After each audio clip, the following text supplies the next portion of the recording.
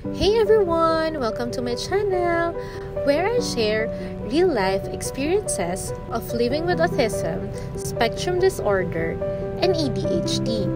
From everyday challenges, I'm here to break the stigma, build understanding, and connect with others on this journey. Hi everyone! Good morning! Again, I'm Robbie, 32 years old with autism spectrum disorder and ADHD. Bali today, introduce ko kayo sa work ko. Actually, I'm a professional medical sales representative for 11 years na po.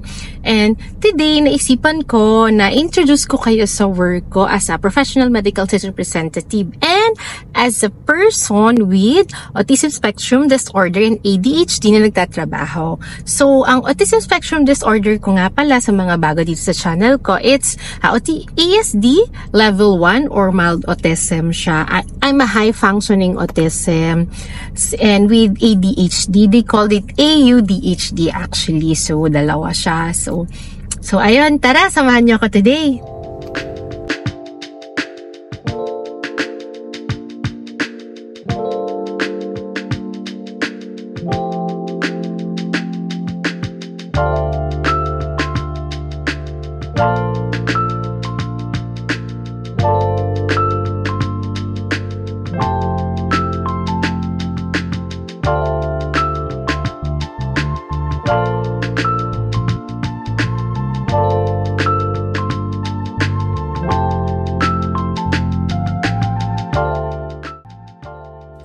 Ayan, naisipan ko munang dumaan sa Grandma's Best to buy ng mga dessert na pwede kong ibigay sa mga i-visit ko today.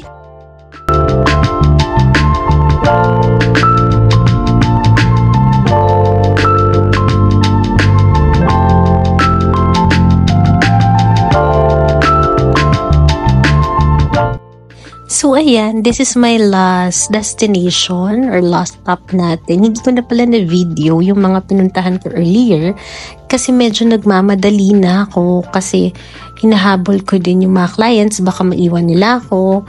Anyway, nagpapack na muna ako dito ng mga dessert na ibibigay ko sa pag-visit ko dito sa last destination ko or last stop ko. And I hope magustuhan nila to. So, pack muna ako and medyo nagmamadali na ako dito kasi ito na yung last ko and medyo hapon na rin. Baka mag-uwian na sila and maiwan na naman ako ulit. So, I'll pack muna.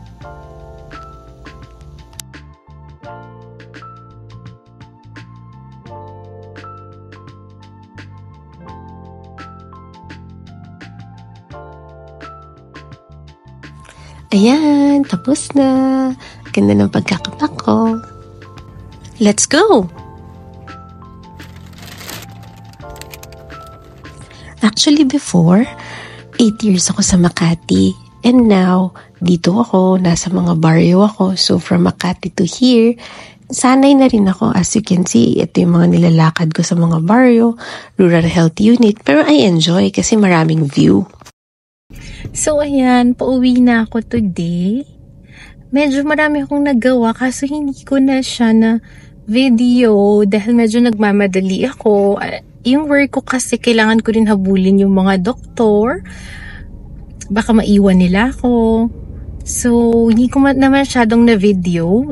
Yung last video ko lang yung na video ko, which is yun na yung last coverage ko. Yun yung last stop ko before mag-end yung araw ko working. So now, pauwi na muna ako. So, bye!